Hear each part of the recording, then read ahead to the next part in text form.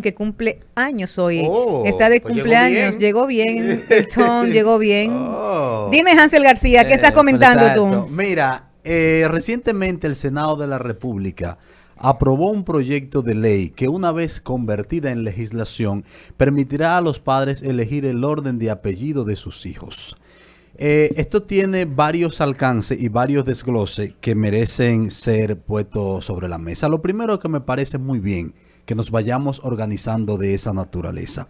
Los alcances de este proyecto de ley dicen que, bueno, la pareja tendrá que ponerse de acuerdo primero cuál va a ser el apellido que va a llevar el hijo primero, el futuro hijo, el de papá, el del papá o el de la mamá. Ahora, inmediatamente elijan un apellido para el primero de sus hijos, esa combinación lógicamente es la que debe permanecer en los otros que tengan. Hasta que él quiera cambiárselo. Sí, porque eso es algo bueno también que establece este proyecto de ley, que a partir de los 18 años, entiéndase de la mayoría de edad, si el hijo quiere cambiarse los apellidos, está en totalmente derecho de hacerlo y puede hacerlo. Qué bueno también. Bueno, también establece que si la pareja no puede ponerse de acuerdo, entonces el oficial civil a la hora de declarar al niño podrá él, mediante los mecanismos que proporciona la Junta Central Electoral, elegir los apellidos, incluso da espacio al sorteo si no se ponen de acuerdo. Será algo como cara o cudo. ¿Quién va cara o quién va cudo? Pero son de las cosas que yo nunca me ha dado interés de trabajar para legislarlo. Porque al final el apellido de la mamá era el apellido del papá de la mamá. Y al final los apellidos de naturaleza vienen de hombres, que lo heredan las mujeres y las mujeres los transmiten a los hombres. Usted puede decir, no, que yo soy hija natural o en la época y me reconoció mi mamá, pero el apellido de tu mamá venía de su papá. Entonces es un tema de que qué bueno que cada quien pueda decidir su apellido. Estoy totalmente de acuerdo, pero no es una problemática que pueda decir que en esta coyuntura de la vida de los dominicanos y dominicanas nos salva o nos resuelve un problema. No, por supuesto. Nos da libertad. Bienvenida a la libertad de usted elegir el apellido que usted quiera, tanto para inscribir el niño como para que después usted de adulto pueda elegir qué apellido llevar. Sí, también es justo reconocer que, bueno, los derechos secundarios, terciarios o cuartos, inmediatamente una franja de la población tiene los beneficios, tiene las primeras necesidades resueltas, entonces aspira a la segunda, y aquí hay mucha gente que tiene su primera necesidad resuelta y que elegir quizás el apellido que le va a poner hasta por un asunto sucesoral se convierte en un problema. Y si usted tiene la libertad de hacerlo, me parece muy bien. Ahora, este proyecto de ley también debería contener, si no lo tiene, y ojalá cuando vaya a la Cámara de Diputados se pueda ponderar, primero, el hecho de que una madre que quiera reconocer a su hijo con un solo apellido, con el suyo, pueda hacerlo. Segundo, que una madre que demuestre que ha solicitado a quien ella dice que es el padre biológico de su hijo, le haya solicitado que lo declare y este no haya obtemperado y ella quiera hacerlo solo, que pueda hacerlo. Ahora bien, que si ese padre biológico no quiere declarar al niño, el Estado lo obligue a realizarse una prueba de paternidad. Y si esa prueba de paternidad arrojó que usted es el padre biológico de ese niño, entonces que el propio Estado lo obligue a declararlo. Porque eso es una manera de organizar muchas distorsiones que tenemos en nuestro país. Gente que tiene hijos por ahí y no los reconoce, se hace el loco, y obviamente eso se convierte en una situación difícil para el niño, incluso después de la mayoría de edad, no sabe prácticamente ni de quién es hijo legalmente. Yo pondero este tipo de avance porque significa que la sociedad se está preocupando por cosas que, si bien es cierto, no son derechos básicos, derechos fundamentales para vivir, para subsistir, pero sí son derechos para organizarnos. Creo que esa es una buena manera. Ojalá este proyecto de ley sea ponderado lo más amplio posible en la Cámara de Diputados. Si hay que hacerle algunas enmiendas, que se le hagan, algunos agregados también, pero me parece valioso. Señores, mientras tanto tengo para decirle que se destapa otro lío en el MINER. Sí. Los libros digitales. Hay un señor de 76 años habla de eso. que aparece como en una de las empresas que están comprándoles o está vendiendo la empresa al Estado los libros digitales. Ese señor tiene 76 años y Diario Libre sacó un artículo donde dice que se le llamó y se le contactó. El señor no sabe qué son esos libros y mucho menos que él sea socio de la compañía que está vendiéndole al Estado Dominicano esos libros. Al Ministerio de Educación. Al Ministerio de Educación. Al Ministerio de Educación. Se siguen armando los líos en educación. Se sigue tensando la cuerda en el Ministerio de Educación, que en el día de ayer fue embargada sus cuentas también por problemas de manejo de recursos económicos. Entonces, no sabe el señor de dónde son esos libros. Él no es socio de esa empresa. Parece que cogieron 2 nombres. ¿Quién los puso en esa empresa? ¿Sí? Esa es la pregunta que hacemos todos. ¿Quién puso en esa empresa a ese señor que dice no tener ningún conocimiento de lo que está pasando? Entonces, el ministro Fulcar tendrá que dar, o su administración, respuesta al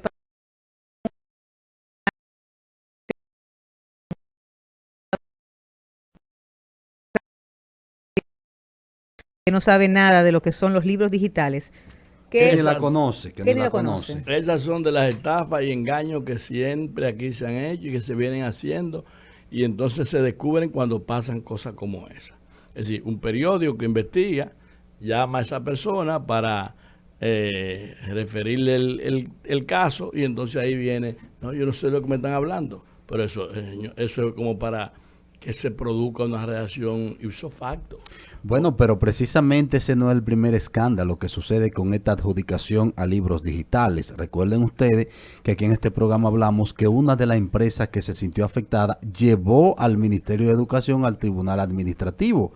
Y allí se negoció, y el propio ministerio anunció que iba a negociar con la empresa que se estaba querellando en contra del ministerio, y nadie dijo en qué consistió el detalle de la negociación. Aquí se pasó tranquilo el tema de las contrataciones de las empresas de comunicación con el tema de las clases virtuales. Sí. Se pasó tranquilo por la pandemia y por la situación difícil, pero óyeme, cuando esa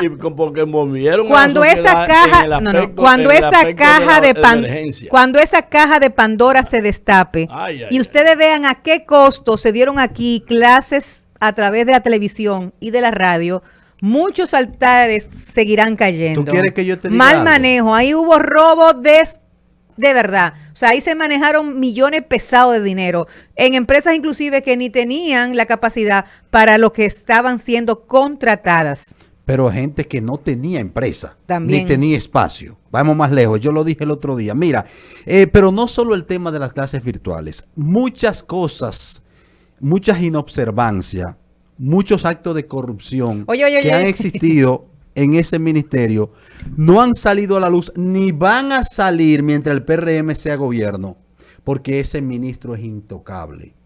Ese ministro, perdóname, Janet, por favor, ese ministro es intocable desde el gobierno, desde la dirección de ética, desde el Ministerio Público de ustedes, independiente, es intocable desde los medios de comunicación y es intocable de todas las esferas. De hecho, y es un comentario que tengo pautado para hacerlo más adelante, perdónenme, compañeros, aquí es un momento de que los dominicanos tenemos que ponernos a preguntarnos ¿para qué está siendo usado el 4% para educación que este pueblo se levantó a exigir? Mira, y si ha valido la pena, porque en un primer momento en el gobierno de Danilo, ese 4% se usó una parte para construir aulas, para mejorar el sueldo de los profesores, y otra parte también se habrá ido a engrosar campañas desde ese ministerio, ¿por qué no? Pero ahora es de una manera burda, despiadada y sin miramientos. ¿Para qué está sirviendo el 4% para la educación? ¿Dónde se está yendo ese dinero? De acuerdo a los datos de la cédula de identidad de Primitivo Santos, cuyo número registrado en los documentos oficiales de la empresa School Team, ese señor tiene 76 años y queda declarado que es chofer de oficio. Y dice que en la pandemia inclusive pidió ayuda al Estado porque estaba en olla. Sin embargo, luego envía a un abogado con un documento en manos en el que dice que aunque estuvo en School Team, salió de ella desde febrero pasado. O sea, que es un tema de que el pobre lo cogieron asando batata, pero inmediatamente le ponen un abogado para que vaya a defender los intereses de School Team. 1.800 millones fueron asignados para la compra de estos libros electrónicos. Y mire quién aparece como uno de los creadores. O sea, estamos hablando que autor del libro, el señor Quechofel, es autor del libro. ¿Tú puedes creer eso? En este país, nada más pasa en este país.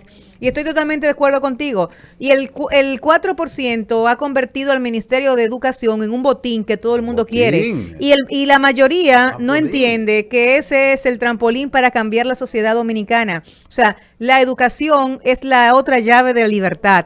Y la inversión en educación es fundamental. La decisión de tomar el 4% para educación y quitarlo a otros rubros o áreas gubernamentales de desarrollo estuvo bien hecha. Eso es positivo. Ahora, eso hay que trasladarlo, como tú decías. Habían faltas con el tema de aulas, se siguen y se tienen que seguir construyendo aulas. Hacía falta para modificar el tema de la capacitación y los salarios de los maestros. Se hizo y tendrá que seguir haciendo. Se hizo la tanda extendida, se dedica para suministro de alimentación, se sigue y se tendrá que seguir haciendo. Ahora, ¿qué nos falta? La calidad educativa. Y hablar de calidad educativa implica también calidad de los profesores y profesoras, que tienen que ser una formación continua, porque la mayoría de los profesores de las escuelas públicas son análogos. ¿Y de qué les sirve que le regalen a los estudiantes tabletas o computadoras cuando quienes les van a enseñar no saben utilizarla, no saben manejarla? Pero señores, yo creo, Janet, tenemos el invitado, escúcheme que tenemos el invitado. Sin cometer una falta ortográfica. Tenemos el invitado hoy en línea y hoy vamos a hablar de lo que es el día de hoy, que es el día de la planificación familiar. Y para hablar de planificación familiar, tenemos en la línea desde Profamilia. Así es. Al doctor, aquí tengo al doctor Figueroa. El doctor Figueroa, un gran amigo mío. Muy buenas tardes, doctor. ¿Cómo está usted? Hola, joven. ¿Usted está perdida? No, nunca. Aquí estoy, doctor, y gracias por lo de joven. Dale la gracia, doctor. Sí, lo de joven. Doctor Figueroa, hoy es el día de la planificación familiar. Cuéntenos qué se celebra, qué se motiva este día y qué rol está haciendo la planificación en la vida de los dominicanos y las dominicanas, sobre todo en el impacto de la mujer y la familia. Bueno, hablar de planificación familiar es un tema interesante porque influye directamente en la salud reproductiva de las mujeres y de las familias y de la propia sociedad. Además, tiene un impacto positivo en la reducción de la mortalidad materna en todos los países del mundo, incluyendo los países desarrollados y los países como el nuestro en subdesarrollo, que somos los que más altas tasas de mortalidad presentamos. Y la tasa de mortalidad es un indicador que habla de las condiciones del país. Y la planificación, mediante la planificación familiar, se puede reducir de manera directa hasta un 30% de la mortalidad materna. El uso de un método anticonceptivo, es decir, la planificación familiar, es la única estrategia que incide por sí misma en la reducción de la mortalidad materna, en la cifra que estábamos mencionando.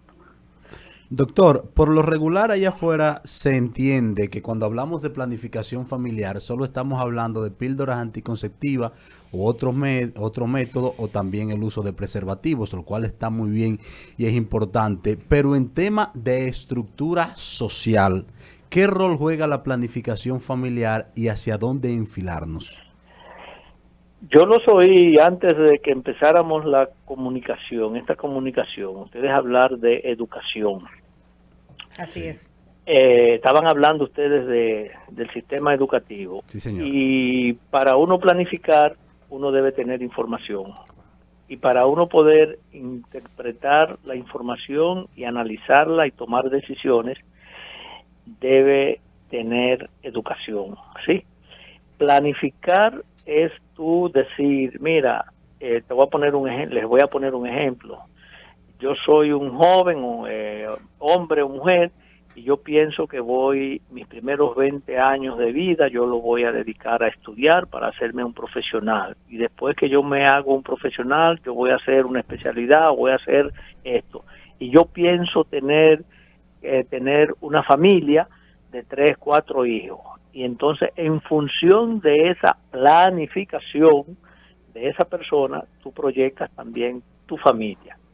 Y ahí entran los métodos, el uso de métodos anticonceptivos. Por eso, usar métodos anticonceptivos no es exactamente a planificar la familia, ¿sí? Okay. Tú planificas la familia en función de lo que tú pretendes cuando tú decides formar una familia. Tú debes planificar, saber qué tú quieres para tu familia. Entonces ahí se incorpora, reitero, se incorpora los elementos de educación, de formación, de tu capacidad, de tus posibilidades de disponer de un trabajo apropiado y adecuado para tu poder brindarle el soporte a tu familia, a tus hijos. Y entonces cuando dice, bueno, yo voy a tener 3 hijos, pero lo voy a tener cada 2 años, ahí intervienen lo que son los métodos anticonceptivos. Entonces, ese es el concepto, ese debía ser el concepto de planificación familiar. ¿Qué está Sin haciendo embargo, Profamilia, doctor, en este momento de institucional a favor precisamente de la planificación familiar? Bueno, lo primero es que nosotros estamos tratando de que los jóvenes y las personas en sentido general adquieran información o tengan información veraz, segura y apropiada para que puedan tomar decisiones apropiadas y justas en el momento que se requiera. Por eso nosotros tenemos lo que se llama un proyecto de jóvenes, donde nosotros le damos información a los jóvenes en términos de que planifiquen su vida, de que sepan la importancia que tiene el estudio, de que se preparen para qué, y que en el momento en que ellos decidan tener relaciones sexuales, si no quieren reproducirse, tengan sus relaciones sexuales sin el temor a quedar embarazados. Pero si quieren tener hijos, entonces lo puedan programar. Quiero tener 1, quiero tener 2, y entonces le facilitamos, le damos información sobre los diferentes métodos anticonceptivos. Doctor, ¿cómo ha ha variado en el tiempo el tema de la tasa natal en la República Dominicana? ¿Cuánto es la media de hijos e hijas por hogares? Bueno, actualmente tenemos entre 2.3 hijas por mujer. Por mujer. Sí, por mujer. Por mujer. Sí. Eso ha variado sustancialmente en los últimos 20, 30 años, que nosotros estamos en el 20, ¿no? En el 20 estamos. Estamos en el 20, en el 22. En el 22, en los 40 años atrás, nosotros estábamos hablando de que una mujer tenía en promedio 7, 8 hijos. Y a partir de la decisión de las mujeres de accesar de manera más fácil a los métodos anticonceptivos, ahora tenemos una tasa de fecundidad en promedio 2.3, 3, que varía décimas en la población urbana y en la población rural, pero hemos bajado. Ya tú le preguntas a cualquier mujer, ¿cuántos hijos tú quieres tener? Y te dice 2, y a veces encuentras lo que te dice 1 solo. Y a veces te dice que pero antes eran 7 y 8. Y recuerden, yo no sé si ustedes recuerdan que en épocas de Trujillo se premiaba la fecundidad, y todas las mujeres que tenían más de 12 hijos le regalaban una canastilla en maternidad de Altagracia. Cada vez ya lo que hay que regalarles son condones para que eviten tener muchachos. Ahora sí, así yo es. De hecho estoy regalando canastilla con condones ahora en la campaña. Doctor, así es. El tema de la planificación familiar ya no es un tabú en la República Dominicana, pero sigue siendo un tabú en la República Dominicana el tema de la educación sexual y reproductiva.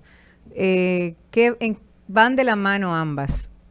¿Cómo seguir apostando a que el Estado dominicano entienda la necesidad de producir esa integración al sistema educativo sobre el tema de educación sexual y reproductiva? Mira, bueno, no es un tabú per se, sin embargo, tenemos alrededor de un 30% de necesidades insatisfechas de uso de método anticonceptivo en las mujeres de todas las edades, no solamente de las adolescentes. Y en los hombres, doctor, los hombres no quieren usar condones porque dicen que no sienten iguales. Así es. Los dominicanos no les gusta usar condón. Los Los venezolanos tampoco, Gaby. A Gaby tampoco le gusta, un chito joven, no le gusta usar condón. Pero se exponen a tener una enfermedad de transmisión sexual y se exponen a tener un embarazo no deseado o a embarazar a una joven embarazada, y después entonces están pensando en la necesidad de un aborto, y después entonces dicen que como los abortos no están penalizados aquí, las mujeres se exponen a que puedan morir, a que puedan enfermar, puedan alterar su salud sexual, porque no usaron un método apropiado para tener una relación si no querían un embarazo. O sea, doctor, que sigue siendo en la sociedad dominicana responsabilidad exclusiva de las mujeres el tema de asumir un método de prevención sexual. En parte sí, pero yo creo que eso va cambiando, no con la celeridad que nosotros quisiéramos de que más hombres se integrasen a las actividades de salud sexual y salud reproductiva, no solamente a la planificación familiar, salud sexual y salud reproductiva, porque es importante, porque un embarazo no es producto de la decisión exclusiva de una mujer, sino que debe la participación en partes iguales, 50% del hombre y 50% de la mujer. Son dos células que se unen y ambos deben tener participación en el control si no quieren embarazo o si quieren embarazo. Los dos deben participar en el proceso. Pero tú me hacías la pregunta y lo conectaba con la educación. Mira, si el gobierno no da los pasos para que se integre una educación sexual responsable, apropiada, bien dirigida, veraz en las escuelas, nuestros hijos, nuestros niños, las personas que están en las escuelas recibiendo clases, no van a tener la información adecuada y apropiada para que puedan hacer planeación y para que conozcan la fisiología de su cuerpo. Así de sencillo. Muchas gracias. No es otra cosa. Okay, muchas gracias, doctor Figueroa, director de Servicios de Salud Familiar de Profamilia. Gracias por acompañarnos, por sus conocimientos, por su apoyo. Sí, ya el tiempo llega ya al final, nos están pisando. Yo pensé que iba a ser más largo. No te preocupes, doctor, que lo invitaremos otra vez. Nuestro productor se encargará de contactarte, Figueroa, no te preocupes. Tú te olvidas de mí. Nunca me olvido de ti, iré por allá a visitarte, mi cariño siempre. Señores, estuvimos conversando con el doctor Figueroa sobre el día de hoy, que es el día de la planificación familiar, lo importante que es planificar cuándo y cuántos hijos vas a tener, porque ya los hijos no es como antes, que decían, los muchachos vienen con el pan debajo de los sobacos. Miren, debajo de los sobacos no vienen ni los pelos, los debajo de los sobacos no vienen con nada. Aquí el costo de criar a un hijo todos los días se incrementa más, porque es más exigente también la sociedad en cuanto a la agenda de los cuidados, de la alimentación, del bienestar de los niños y las niñas. Pero además de la parte económica, tener un hijo es una responsabilidad que conlleva madurez para uno acompañarle desde la gestación hasta que el hijo o la hija decida pues ya hacer su propio camino basado en la educación que usted, madre, padre o ambos juntos le han apoyado y permitido desarrollar bajo su custodia, bajo su amparo. Así que planificarse es una fórmula también de contribuir al desarrollo social, a que no siga creciendo la pobreza, que no se reproduzcan esos hilos de pobreza, niñas pariendo niñas, pobres haciendo más pobre a esos hogares. Es una cuestión de conciencia, de necesidad social, que hablemos y entendamos la importancia de la planificación hoy en este día. Pero hoy también le decimos ya adiós. No más niños por accidente. Ya adiós. Si no accidente, yo fui un accidente gramatical en la vida de mis padres, imagínate. Señores, llegamos al término de esta entrega. Agradecerle su presencia, recordarle su sintonía también es importante para nosotros y que mañana, nueva vez, de 3 a 4, por la 98.5 te esperamos para que juntos sigamos tomando el rumbo. Para analizar